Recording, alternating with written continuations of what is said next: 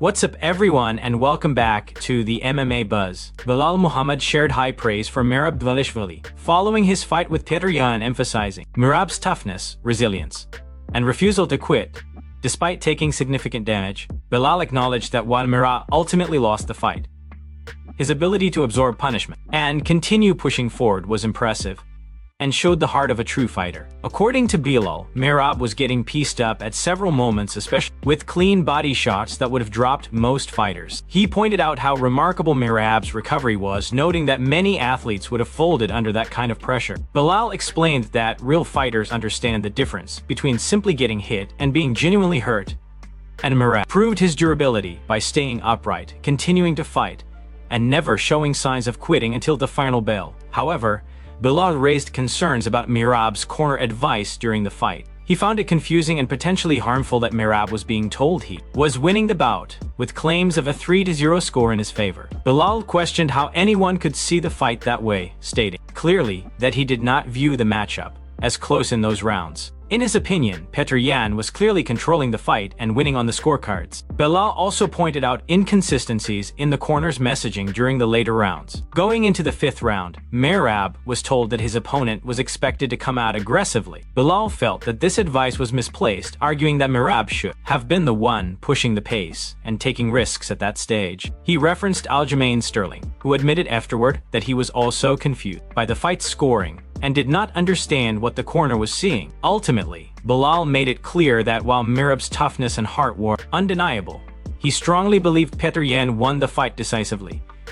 He stated that he did not see the bout as a 4-1 or even a close contest and felt Yan was the clear winner based on performance and control throughout the fight. But before we jump into the next story, we have a small favor to ask. If you're enjoying the content, please give this video a like, subscribe to the channel, and tap the bell icon. It really helps us out and ensures you'll never miss an update. Move on to another news. Henry Cejudo has publicly apologized to Khamzat Chimaev, addressing the long-standing tension between the two that began several years ago. Their conflict originally started during an episode of Henry's podcast, which he co-hosted with the Schmo when Paulo Costa appeared as a guest. During the show, Costa took Khamzat's hat and placed it down his pants as part of a joke meant to provoke a reaction. While the moment was treated lightly on the podcast, it did not sit well with Khamzat. Khamzat Chimaev was clearly upset by the incident and has held resentment toward Henry ever since, viewing the situation as disrespectful rather than humorous. The tension between them later resurfaced in person during the 2024 Olympic Games in Paris. While both were attempting to obtain tickets, they unexpectedly crossed paths, leading to a brief but heated altercation. Following that encounter, Khamzat referred to Henry in harsh terms during an interview, making it clear that the animosity was still very much alive. In a recent interview with Red Corner MMA, Henry addressed the situation directly and took responsibility for his role in escalating the conflict. He explained that he never intended for the incident to turn into a personal feud, and acknowledged that his actions were influenced by his involvement in the content business, where provoking reactions is often encouraged. Henry admitted that, in hindsight, he understood why Khamzat was offended by the incident involving the hat. Henry went on to offer a sincere apology to Khamzat, stating that he has no desire to fight or maintain hostility with him. He expressed respect for Khamzat's career and legacy, referring to him as a legend who has proven himself against fighters Henry has long admired. Cejudo emphasized that his apology was genuine, not driven by publicity or controversy, and noted that, since stepping away from competition, he has been focused on making peace and repairing relationships. He concluded by expressing hope that the issue could be resolved respectfully. Henry said he would like to shake hands with Khamzat and move forward on good terms, acknowledging their differences while emphasizing mutual respect. He added that, as a Christian, he hoped Khamzat read more. Move on to another news. Justin Gaethje has responded to Arman Tsarukyan's public offer to help him prepare for a potential fight against Paddy Pimblett, clarifying his stance on the proposal and explaining why he chose not to take Arman up on the offer. While Gaethje acknowledged the gesture, he made it clear that he viewed the situation differently than how it may have appeared on the surface. According to Gaethje, Arman's comments seemed less about genuinely helping him and more about taking a shot at Paddy Pimblett. From Justin's perspective, the offer was framed in a way that targeted Pimblett rather than focusing on improving Gaethje's preparation. While Gaethje admitted that he understands the competitive nature of the sport and the rivalries involved, he prefers to keep his training environment focused and free from unnecessary distractions.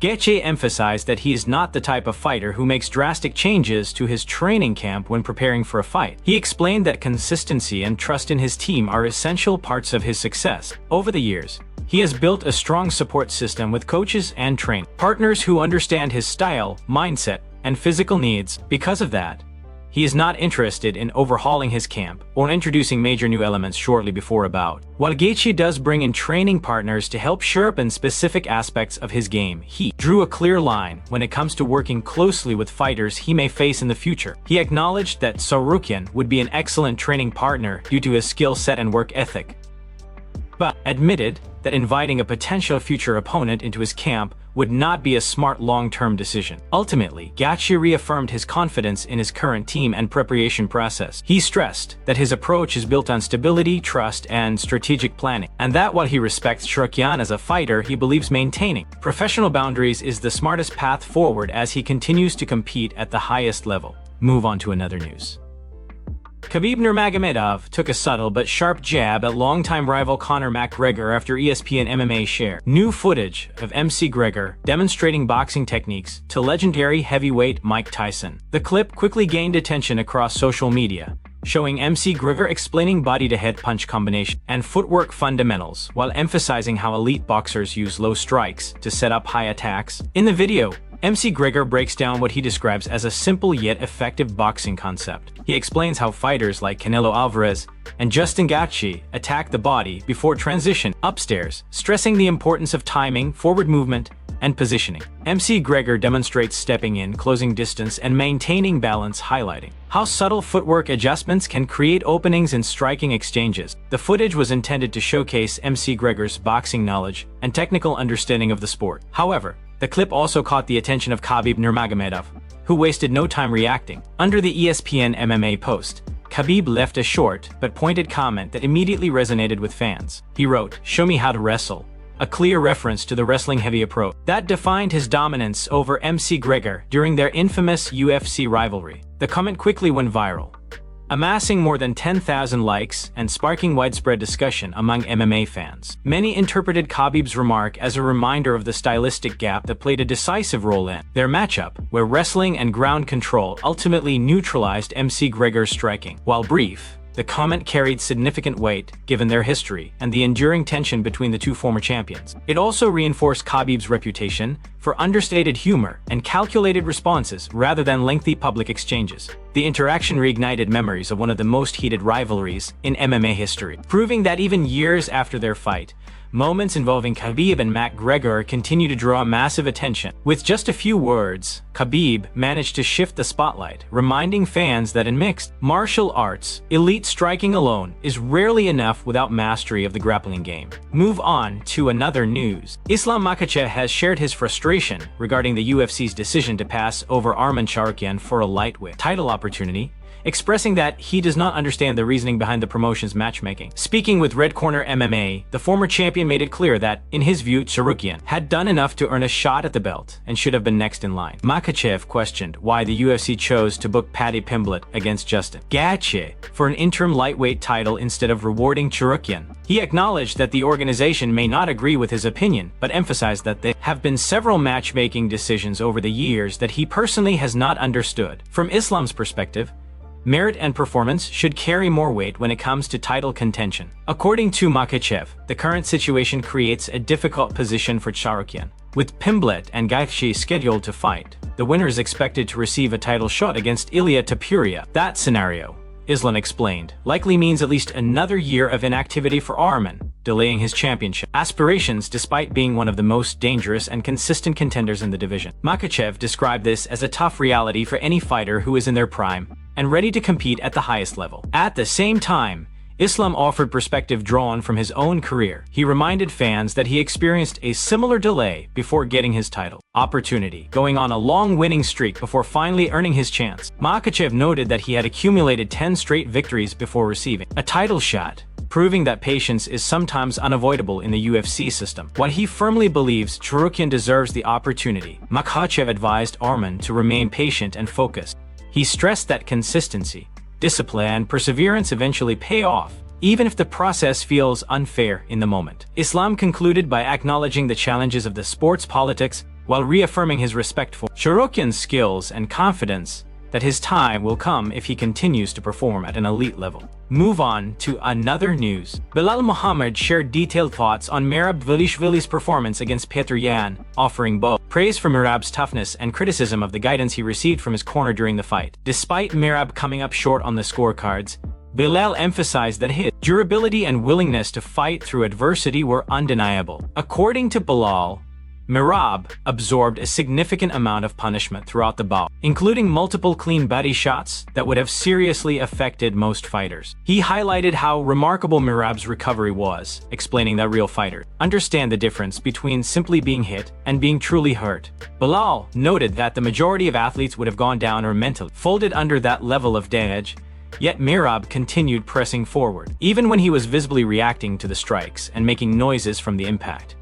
He never stopped moving or competing. There was no sign of quitting, and he fought all the way until the final horn. While Belal respected Merab's heart, he expressed confusion and concern regarding the advice coming from Merab's corner. He found it strange that Merab was being told he was winning the fight, with suggestions that he was ahead by a 3-0 margin. In Belal's view, that assessment did not match what was happening inside the cage. He felt Merab was losing key exchanges and taking the heavier damage, making it difficult to understand how his corner could believe he was clearly ahead. Belal also questioned the strategy heading into the 5th round. He pointed out that Merab was told his opponent was expected to come out aggressively, when in his opinion, Merab should have been the one pushing the pace and taking risks at that stage of the fight. He referenced comments made by Aljamain Sterling, who later admitted that he was also confused by how the fight was being scored and did not understand what some people were seeing. Cage aside.